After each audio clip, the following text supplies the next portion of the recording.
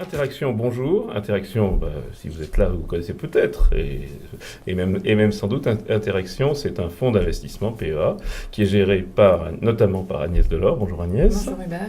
Et qui bénéficie des conseils avisés de Paul Joret, notre économiste. Bonjour. C'est un fonds dont vous pouvez voir une partie des débats qui animent en fait le comité de gestion. Et nous allons commencer tout de suite avec la rubrique Tendance.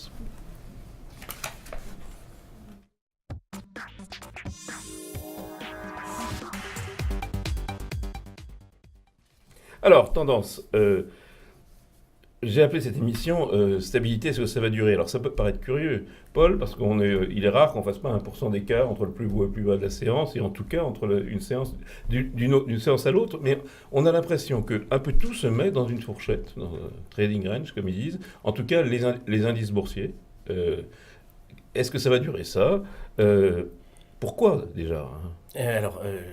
Je dirais que stabilisation sur un niveau de moins 6,31, voilà. C'est déjà un point de départ, ce qui montre bien qu'il s'est passé beaucoup de choses. Qu'on a d'abord eu une très grande peur de l'inflation, enfin de la déflation, qu'ensuite on a eu une peur que le système financier explose. À cause des pétroliers américains. Voilà, à cause des pétroliers plus américains. Plus un peu de la souveraine européenne. Peut-être que oui, c'était un peu plus large. Banque italienne aussi. D'ailleurs, la Banque Centrale Européenne est sortie du bois pour expliquer qu'elle sauverait le système s'il en était besoin. Et globalement, on a eu une communication sur un rythme de hausse des taux aux États-Unis qui est très différent de celui qu'on a toujours eu dans toute la période des années 70 à aujourd'hui. De phase de croissance. Et peut-être qu'à l'issue de tout ça, on a une forme de stabilisation, effectivement, avec des tensions dans un sens, dans l'autre, mais globalement un peu moins de peur que ce qu'on avait il y a 3 mois. Stabilisation, sachant qu'on a même cotisé au fameux sell in May and go away, parce que depuis le début du mois, le CAC 40 perd pratiquement 5%. Donc oui. On a quand même cotisé à une ambiance, mais là, depuis une quinzaine de jours, on bouge plus beaucoup. Moi, je dirais stabilisation, c'est l'indécision qui perdure, surtout, donc, sur ce marché. Et notamment, on revient sur les niveaux du mois d'avril, à 4320. Et notamment, il y a eu, comme vous dites, on est sur ce trading range. Il y a ce qu'on remarque quand il y a une volatilité qui s'est légèrement affaiblie. Et donc, le marché attend une news pour sortir de ce triangle. Soit on retourne à 4600, comme on a connu mi-avril, soit on va chercher les 4100 sur mauvaise nouvelle. Alors, on va regarder les performances semaine, mais avant, j'ai juste pointé un tout petit peu les performances depuis le début de l'année. On est tout à fait dans le stock picking. C'est pas les grandes valeurs d'indices qui font les mouvements. Nexans, Ipsos, Nexity, Casino, CNP Assurance dans les hausses, Nokia, Eutelsat, Bolloré, Europcar, Euronext dans les baisses. On est valeur par valeur sur leur performance et sur leur perspective. Oui, et puis surtout, on voit toutes les belles valeurs dites de croissance ne délivrent plus, et notamment tout le secteur du luxe. Ça a été un grand thème qu'on a débattu. On va y revenir parce que c'est Richemont qui a un peu tiré la sonnette cette semaine, mais toutes ces valeurs, et on a joué LVMH au bon moment, l'ont fait. Alors, on va peut-être revenir sur les variations de la semaine. Donc, variation de la semaine, c'est un peu à contre-courant d'un peu du début de l'année. Ça va mieux sur les banques. En particulier sur les banques, effectivement, je pense qu'on y reviendra, mais c'est effectivement celle qui tire leur épingle du jeu. BNP, Société Générale, Crédit Agricole sont dans le top 5. Mais depuis le début de l'année, c'est elles qui ont pesé et très significativement. Donc voilà. Et autrement, on reviendra sur technique qui est l'objet d'une APA. Donc ça c'est une nouvelle, très centrée. Et puis on a un peu des ajustements. Lafarge qui avait bien remonté la semaine dernière, qui avait bien baissé la semaine dernière, remonte cette semaine par exemple.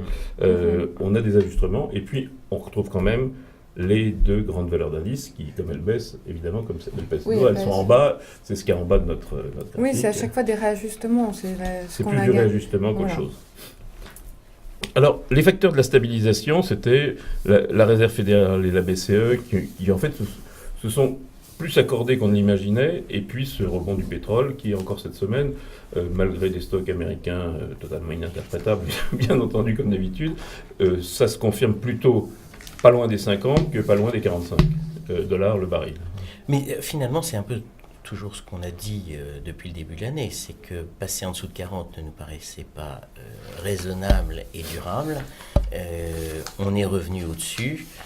On avait un objectif sur la fin de l'année qui est plutôt à 50-55 $, et c'est ce qui est en train de se mettre en place finalement.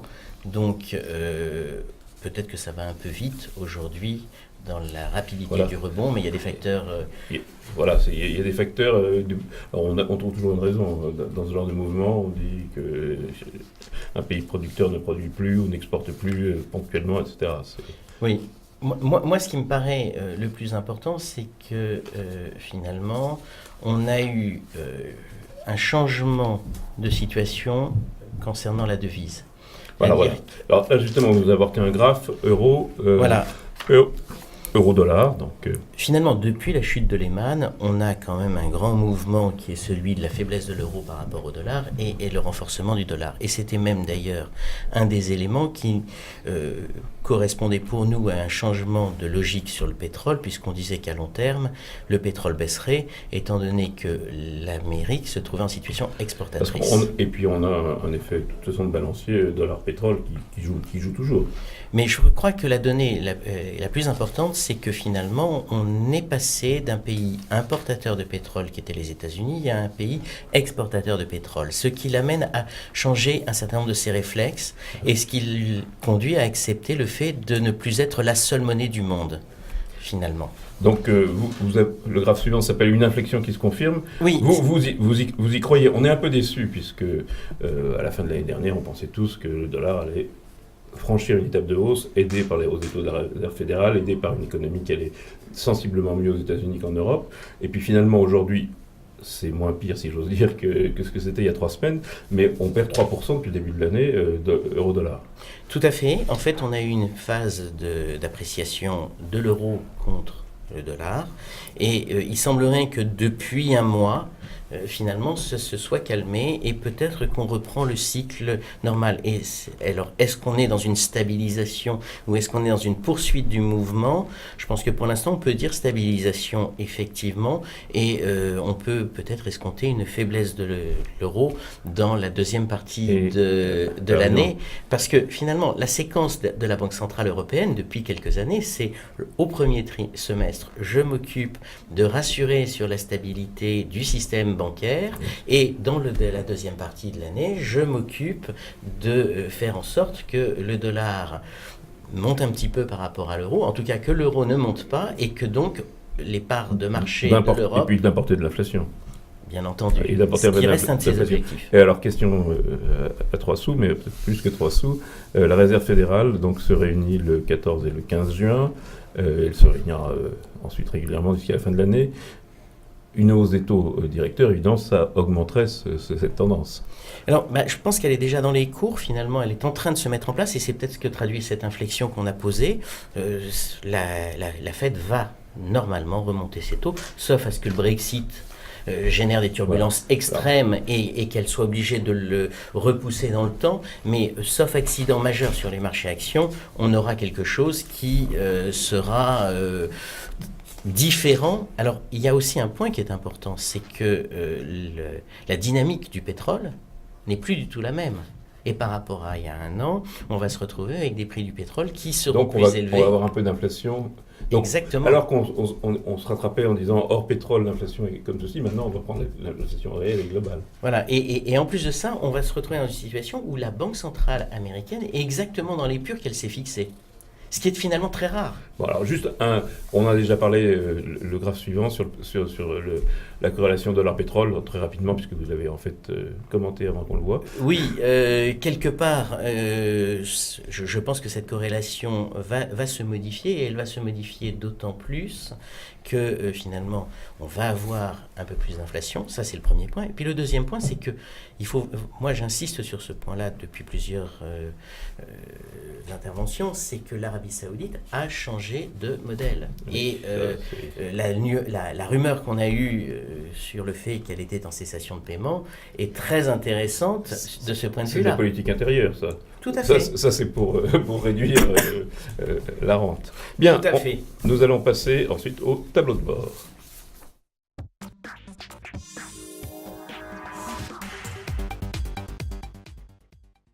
Alors, tableau de bord, nous allons regarder le tableau des indicateurs, les 12 feux dont Paul est le sergent de ville qui les change, mais qui ne les change pas.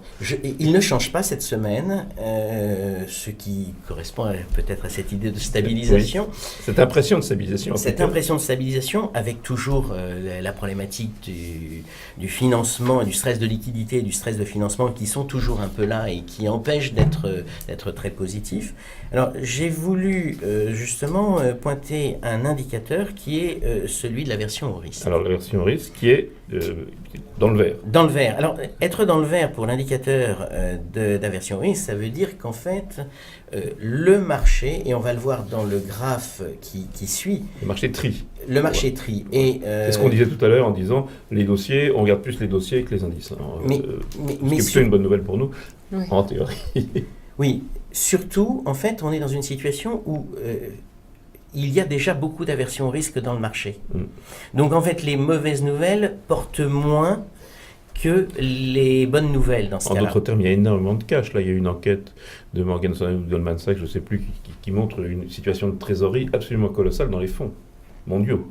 Oui. Donc c'est bien la même chose, c'est bien la traduction de ça.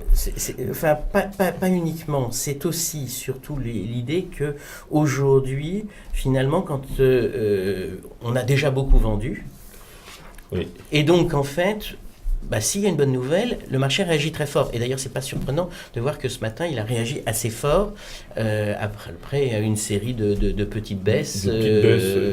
Oui. Voilà. En fait, cette annonce cette semaine que, en étudiant les débats de la Réserve fédérale, que peut-être on allait avoir une hausse dès juillet ou dès juin, ça fait une baisse un jour et puis ça a été absorbé. Donc on absorbe les bonnes nouvelles. On absorbe les mauvaises nouvelles, tout à fait, et on commence à voir le côté positif des mauvaises nouvelles. Donc ça c'est une bonne nouvelle. Bien, les modes de risque, nous restons en mode 3 puisqu'il y a quand même quelques feux rouges comme vous l'avez indiqué. Tout à fait. Et nous allons passer à la rubrique performance.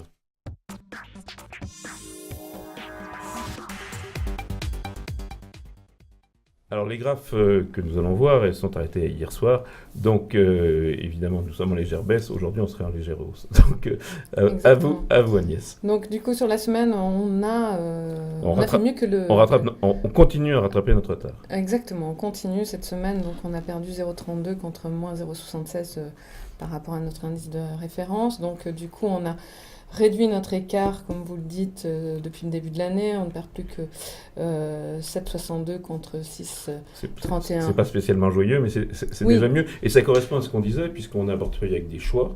Oui. Et le marché résonne plus sur les choix de valeur par valeur plutôt que sur les indices aujourd'hui. Exactement. Donc, et notamment, on a très peu, et puis surtout, on a juste on a rentré un Lyxor banque dans notre fonds il y a quelques semaines de cela. Donc, par rapport au CAC, on est sous-investi, notamment sur le secteur bancaire. On va le voir, c'est la slide suivante. Les contributions qui nous donnent des contributions, mais qui nous donnent également la répartition. Donc... Exactement. Donc, du coup, on voit notamment... Donc, on fait mieux que sur les défensives, bien sûr, puisque nous avons Sanofi on en a moins que le marché, donc on en fait mieux que le CAC. Bénéfice, et puis on a perdu notamment sur les financières, puisqu'on en a moins que le marché, puisque le marché en a 17%, nous on n'a que 10%. Oui, mais c'est quelque chose qui, depuis le début de l'année, avec des 17 ou 20% de baisse... Exactement.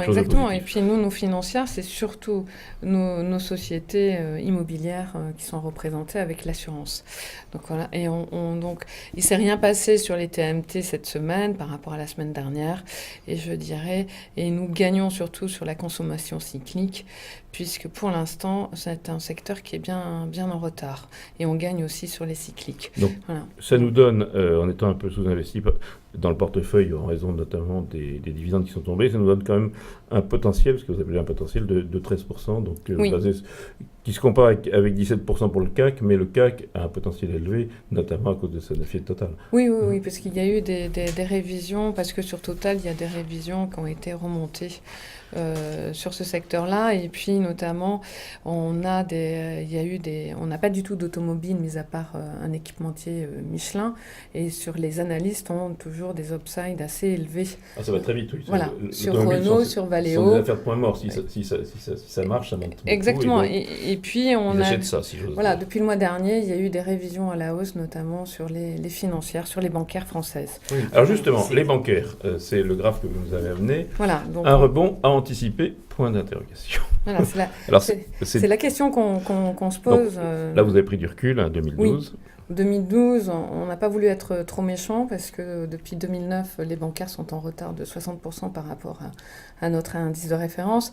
Donc ça, c'est l'étude qu'a faite Emmanuel Kuch, le nouveau dans notre équipe. Donc, on l'attend. Pardon ? On l'attend ici, dans cette émission. Exactement. Donc, et c'est toute la question qu'on se pose, notamment avec la future remontée des taux, notamment de la part des États-Unis, et surtout peut-être une stabilisation aussi du côté de la BCE. Donc, on a un décrochage mi-2015, en réalité, entre les deux indices, entre l'indice CAC et l'indice bancaire. On a ce décrochage-là, notamment depuis la prise de conscience sur des créances douteuses, notamment du côté de l'Italie. Italienne, oui. Donc, et le retour aussi de la Grèce, notamment, voilà. Et notamment l'impact surtout très important des risques de défaut des banques américaines. Alors voilà, c'est surtout ça. Et les bancaires françaises s'en tirent bien, mais elles ont sorti des trimestriels, on en a déjà parlé ici, qui sont tirés par la reprise de provisions. C'est-à-dire qu'ils gèrent mieux probablement le risque de défaut que les copains, mais le métier a quand même changé. C'est pas la peine de rêver. Voilà.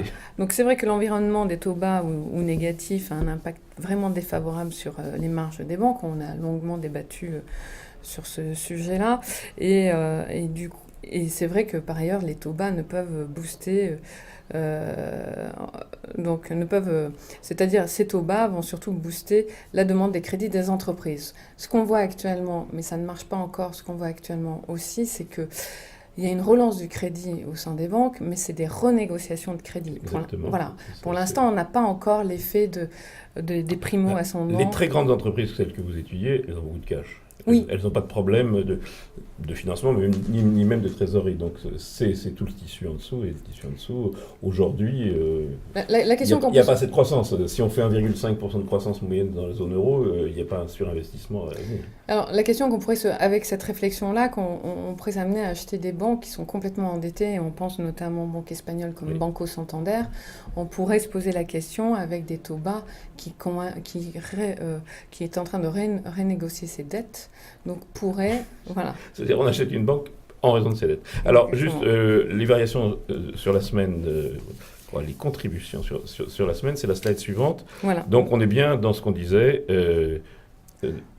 Chargeurs et Technip qui viennent en tête, donc c'est vraiment du stock picking pour Technip, une OPA annoncée. Donc, voilà, et c'est ces dossiers qu'on aime beaucoup, notamment Chargeurs, c'est une société qui a su se transformer, et donc c'est une belle histoire. C'est une très belle histoire aussi pour le fond d'ailleurs. Voilà. Et Nexity, on l'a rentré il n'y a pas si longtemps, Technip, on l'a rentré il n'y a pas si longtemps, parce qu'en rentrant en Technip, c'était de jouer la concentration du secteur. On apprenait le plus beau, de toute façon.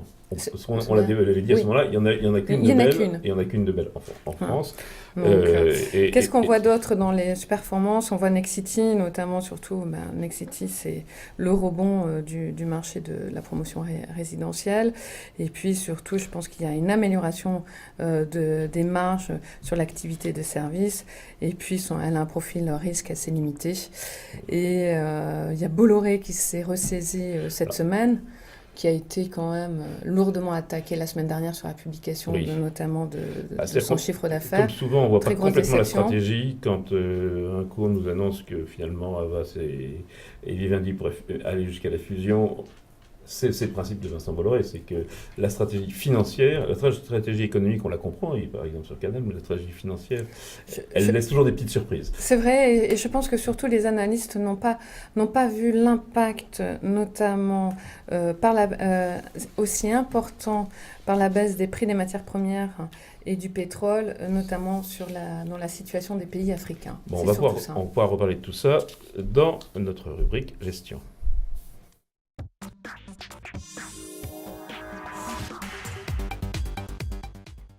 Alors gestion, on commence par les arbitrages. Donc pas d'arbitrage cette semaine. Non, on en reste sur les arbitrages qu'on a commentés la semaine dernière, avec renforcement notamment d'Atos de Siemens, et puis l'allègement dans la Lagardère, où là, pour le coup, en matière de stratégie, on est un peu largué. Même s'il y a de la décote, hein, on ne peut pas se contenter que de la décote. On a surtout profité de son fort rebond. Donc on est sorti complètement de Lagardère, et puis dans les médias, on a gardé Vivendi. Alors le portefeuille, avec le portefeuille complet que nous allons regarder, donc on a vu que Chargeur et Technique était en haut et que LVMH, Total et Deleuze étaient en bas. Alors Deleuze, on peut l'éliminer puisque c'est quelque chose sur lequel on a beaucoup gagné. Donc je pense que Deleuze elle a fait une semaine de consolidation. Oui, c'est pas grave. Elle a fortement monté, et puis c'est vrai qu'elle est bien valorisée. En revanche, question sur LVMH, sur le luxe. Donc Richemont a publié, et Richemont et Burberry ont publié des résultats ou des stratégies qui montrent que ça tape. On se demande si les Chinois ou les Japonais viennent beaucoup en Europe. C'est vrai que s'ils regardent la télévision, ils ont l'impression que c'est une émeute généralisée. Voilà, mais alors Burberry a été sanctionné après l'annonce d'une baisse de 10% de son bénéfice annuel. Richemont, donc pessimisme à court terme. L'Asie reste morose. En définitive, arrive ce qu'on disait depuis un an, depuis l'été dernier, qu'on était anti-valeur de luxe sur le ralentissement, notamment avec le fort ralentissement de l'Asie. Donc, vous voyez, alors, on a la plus belle. Après, on a la plus belle. Voilà. On a celle qui est la mieux gérée, qui est la plus belle, qui fait une grosse opération de charme auprès de la clientèle ce week-end, d'ailleurs. Oui, et puis elle est surtout c'est LVMH. Oui. Et puis, il y a une étude qui a été publiée notamment, c'est selon Global Blue. C'est une société qui gère le remboursement de la TVA pour les achats des étrangers. On s'est rendu compte que les dépenses des touristes pour les produits de luxe ont baissé quand même de 12% globalement et de 15% en Europe en avril. Je pense que les attentats ont aidé quand même sur ce ralentissement. Et pour la part des Chinois, elle est en baisse de 18%. Oui, mais au mois de mars, elle était à moins 23%. Donc en dérivé seconde, ce qui est le plus important, comme nous l'avons toujours dit. Juste un mot de Score. Score, c'est un peu décevant. Score, elle a été lourdement attaquée par une dégradation d'analystes cette semaine. Je trouve que c'est injustifié quelque part, parce qu'ils disent que la dynamique Score a été vraiment protégée ces dernières années en raison de sa faible exposition au marché américain sur des dommages et du solide rendement de ses investissements. Et ils ont une crainte que la croissance décélère chez Score. Et je pense que, moi je dirais plutôt que 2015, Score a surtout tiré parti de son enrichissement, notamment du dollar. Donc, après avoir renforcé surtout ses activités outre-Atlantique. Donc, du coup, moi, je reste confiante sur Score et puis remonter des taux. Ça serait une bonne nouvelle, curieusement pour eux. Comme vous le disiez tout à l'heure, on subit beaucoup de stock picking et il ne faut pas rentrer, il faut vraiment faire attention. Alors, si le point de vue qu'on évoquait au début d'une inflexion sur le dollar, les choses devraient changer justement pour Score. Par exemple pour Score. Alors, d'une manière générale, maintenant on sait à peu près tout ce qui s'est passé au mois d'avril. Vous trouvez que c'est plutôt bien, plutôt moins bien Alors, donc on a eu notamment sur la publication, je dirais, sur les résultats des sociétés. On a eu quand même 55% de résultats au-dessus des prévisions des analystes. Mais il ne faut pas oublier que quand même depuis un an... On les a révisés en baisse à peu près à chaque fois. Donc, si vous voulez, si on compare, on a une baisse des résultats des sociétés. Les analystes, pour l'instant, comme le disait Paul, ne voient pas... ils sont toujours pessimistes sur l'année 2016. Il y a du pessimisme dans les... Toujours. Donc, et du coup, c'est ce qui pénalise notre marché actuellement. Donc, la poussée du CAC 40, on le voit très bien. Et il commence à redevenir un peu plus optimiste. Il y a un brin d'optimisme à partir de 2016. Donc, moi, ce que je pense qu'actuellement, c'est vrai que le marché est vraiment drivé, notamment drivé par les matières premières, par le brin... oui, on se raccroche à quelque chose. On a l'impression... il ne se passe pas grand-chose, donc on se raccroche au dollar, au Brent et aux banques centrales, bien entendu. Voilà, donc du coup, et puis surtout, La chose positive, on voit une accélération de notre croissance quand même. Quand même. Au deuxième ça trimestre. va mieux. Bon. Oui, alors, est-ce que le patron de l'AMF, Gérard Amex, a donné une interview, je crois, aux Échos en début de semaine, en disant l'année dernière, la bourse allait bien et l'économie moyen. Cette année, alors évidemment, c'est des anticipations, les marchés financiers vont moins bien, mais je suis plutôt optimiste pour le second semestre. Vous achetez le second semestre meilleur que le premier, ou peut-être Paul? Oui. Vous achetez ça, c'est rassurant parce que si on a perdu 6% au premier semestre. Achète, et d'ailleurs on l'a évoqué la semaine dernière finalement, le Brexit c'est beaucoup de volatilité, j'aurais tendance à dire c'est Brexit ou Brexoff finalement, c'est Brex out. Là il y a 1 et 0, voilà, alors que l'Espagne c'est plus compliqué, il peut y avoir des élections. Et en revanche on a une perspective, c'est celle de la Russie. C'est-à-dire que si on lève l'embargo au mois de juin, on se retrouve avec un deuxième semestre où là, il y a un appel d'air qui est assez fantastique et on n'est pas à l'abri de surprises en Russie. Est-ce que Poutine ira jusqu'au bout de son mandat en 2017 ? Est-ce qu'il se représenterait s'il faisait des élections ? Ce n'est pas certain, puisqu'il a une telle victoire sur le plan de l'image stratégique que peut-être qu'il peut en profiter pour donc on est plutôt sur le second semestre. Alors, rapidement, l'actualité technique, donc on en a dit un mot. Donc, cette OPA ou fusion avec FMC Techno, bon, bravo d'abord. Oui, on en avait. Quand on a une bonne nouvelle, il faut s'en féliciter. Exactement. Donc, du coup. Alors, il y a toujours une méfiance. Hein. Les grandes fusions, 3 ans après, en général, on se dit c'est pas terrible. Nokia, Alstom, Alcatel, aujourd'hui, on se dit finalement, on l'a salué, puis finalement, voilà. Oui, mais bon, on ne peut pas oublier que Technip, depuis un certain temps, cherchait à se rapprocher. Oui. Donc, et je pense que ce rapprochement est assez judicieux. Notamment, il va y avoir quand même des économies de coûts et surtout les coûts de production, ils vont réduire significativement leurs coûts de production et notamment la transformation des hydrocarbures actuellement.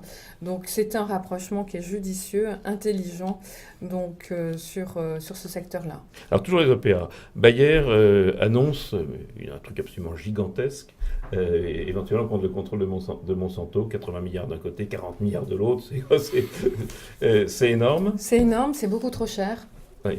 C'est beaucoup trop cher. Alors, justement, je m'étais amusé à regarder les ratios de comparer, ça n'était pas comparable, la taille Monsanto et Villemorin, qui est notre star, mais qui n'est pas OPA, puisque il appartient à une fondation. Il y en a un qui se vend 1,2 fois la valeur. C'est 1,2 fois le chiffre d'affaires, l'autre c'est 3,80 fois le chiffre d'affaires, même si les marges sont plus élevées, c'est énorme. C'est énorme et surtout, je pense que le marché est en train de pricer aussi un manque de visibilité sur l'opération. C'est surtout ça. Donc. Alors, il y a plein d'opérations, ça c'est quand même le symbole que ça se stabilise quand même, que les taux sont bas. Hein. Et que l'argent est facile. Oui, que l'argent est facile. Donc, bataille sur Foncière de Paris, je ne vais pas tous les passer, bataille pour Guillemot, et peut-être pour Ubisoft, Pfizer, qui finalement se rabat sur une petite opération, c'est $1 milliard de dollars, des rumeurs sur Fiat Chrysler, les Chinois démenti, mais il y a dû se passer quand même quelque chose, Maison du Monde et Philips qui font des IPO qui ne sont pas grotesques. Hein. C'est des 350 millions, 500 millions. Hein. C'est Philips qui met ses ampoules. Oui, mais je pense qu'on est passé il y a quelques temps à des rachats de titres de la part des sociétés. Enfin, les entreprises sont en train d'investir, de se rapprocher et de faire des opérations. Il se passe quelque chose. Donc. Voilà. Alors, Michelin, ça n'a rien à voir. C'est Michelin, grosso modo, l'Europe c'est bien et l'Amérique c'est dur. L'Amérique c'est dur notamment, mais il ne faut pas oublier que l'Amérique, donc notre driver actuellement, c'est les biens de consommation. Donc c'est la consommation des ménages et les Américains ne consomment pas. Il y a un ralentissement de la consommation. Donc voilà. Donc du coup, nous, Michelin a publié des indications pour le marché du pneu en avril. Les tendances restent très bonnes, comme vous dites, en Europe et en Chine, et donc mitigées en Amérique du Nord. On les garde. Oui, bien sûr. Alors, une bonne affaire, une belle affaire qu'on a réalisée. On ne fait pas que des bonnes, mais on en fait quand même de temps en temps. Wirecard, qui a publié les définitifs de son premier trimestre. Qui sont conformes, et surtout qu'on on avait renforcé ce titre il y a 15 jours, aux alentours de 38 €, me semble-t-il. Ça vaut plus de 41. Donc, notre renforcement a été assez judicieux sur le titre. Bien, bon, autrement, pas mal de publications dans ce qui peut être de la consommation. C'est mitigé. Puma, c'est plutôt bien. Comme on l'a dit, Richemont, c'est plutôt mal. C'est pas du luxe, Puma, vous allez me dire. Mais c'est Adidas qui marche. Voilà, Puma, c'est Kering. Oui, bien c'est Kering. Donc, ils ont beaucoup de mal avec Puma. C'est un peu... Accord un peu mieux, mais c'est quand même difficile. Un peu mieux dans le tourisme, et le tourisme international, c'est difficile. À bord de Paris aussi, d'ailleurs. Mais... Oui, mais actuellement, les secteurs sur la semaine qui sont bien démarqués, ça a été Basic Resources, toujours. Oui. Ça a été le tourisme et les valeurs immobilières. Et c'est vraiment... Et l'immobilier, ça va durer parce que on est quand même dans un univers de taux qui va rester bas, surtout en Europe, Paul. Oui. Les taux vont rester bas, effectivement. Et donc, quand vous avez un immobilier, même si il ne progresse pas beaucoup en capital, vous touchez votre dividende quand même. Oui, alors, ce qui est intéressant sur l'immobilier, c'est que le Brexit a généré, enfin, la peur du Brexit a généré en Angleterre une baisse très significative des prix. Et on sait que dans le marché de luxe, il y a des Anglais qui ont appelé pour savoir ce que ça coûterait d'avoir une belle chose en France. Parce qu'effectivement, on sait que les gens de la finance préféreraient peut-être habiter Paris que Francfort, même s'ils sont peut-être obligés d'habiter Francfort. Donc Score, on en a parlé. Oui, alors Eiffage... il y a eu une vente de 1% de BPI France qui l'avait soutenu. Ça a été absorbé, mais d'une manière générale, Eiffage Vinci, c'est moins les stars que ça a été au début de l'année. Pourquoi ? Ou est-ce que tout simplement ça va repartir pour vous ? Je pense que ça va repartir, mais c'est surtout, on va chercher quelque chose sur les autres sociétés.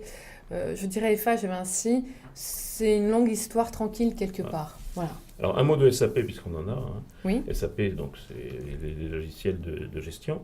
Mm-hmm. Les patrons ont un peu surpris en disant à court terme, ça va être dur, même si ça reste magnifique, nouveau logiciel, nouveau ceci, nouveau cela. Mais SAP s'occupe essentiellement sur le cloud. Donc, du coup, le premier trimestre va être difficile, mais le deuxième trimestre, va être difficile. Mais je pense que sur du long terme, c'est tout ce qui est le changement. Nous, on a du SAP, on a du Altran, on a du Atos.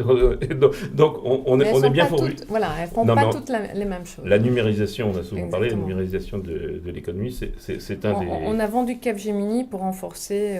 ces 3 sociétés-là, et surtout pour sortir ça nous permet de sortir de l'indice CAC. Voilà. Alors, vous avez envie de faire quelque chose cette semaine ? Non, je vous ai juste, parce qu'on en parlait, on se pose beaucoup de questions, notamment sur Zodiac. Oui, voilà. Est-ce que Zodiac, est-ce que c'est le pari qui ne peut pas perdre ? C'est-à-dire que s'il se restructure, ça vaut plus cher, et s'il se restructure pas, est-ce que ça sera vendu ? Voilà. Alors, la seule chose, moi, oui, c'est un call. On peut avoir un upside de 25%. Oui. Ça, dans les deux cas. Mais il y a un troisième cas, c'est que personne n'en veuille parce que c'est pas bon.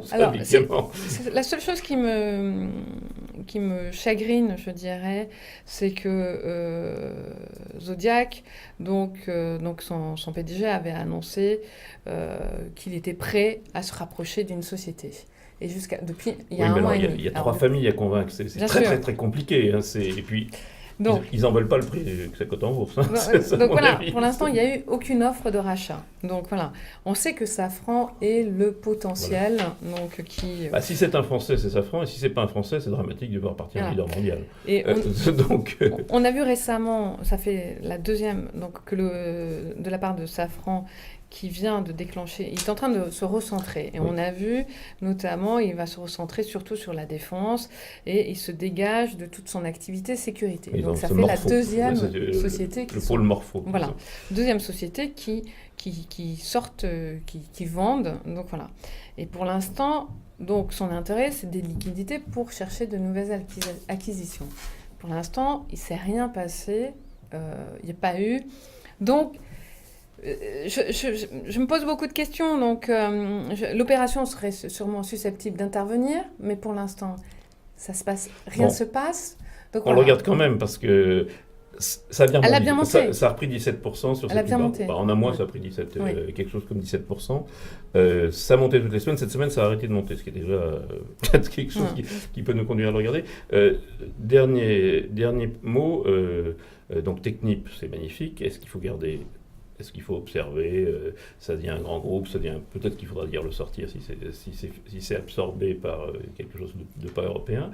On va bien voir. Et donc, il y en a une qui est un peu la plus belle du reste, c'est Saipem. C'est celle qui avait lancé l'écroulement de tout le secteur il y a 3 ans, il y a 2 ans et demi. Oui. Ah oui.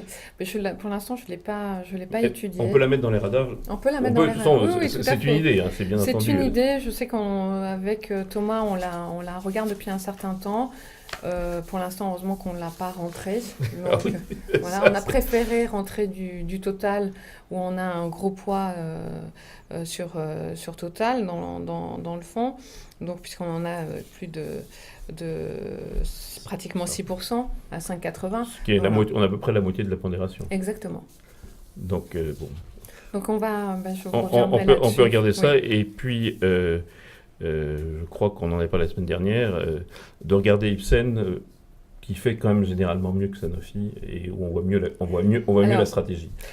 Alors, Sanofi, vous avez vu, on l'a renforcé en dessous de 70 €. Comme je vous disais, Sanofi, en ce moment, en dessous de 70 €, c'est un titre, je pense, qu'il faut venir chercher sur du long terme.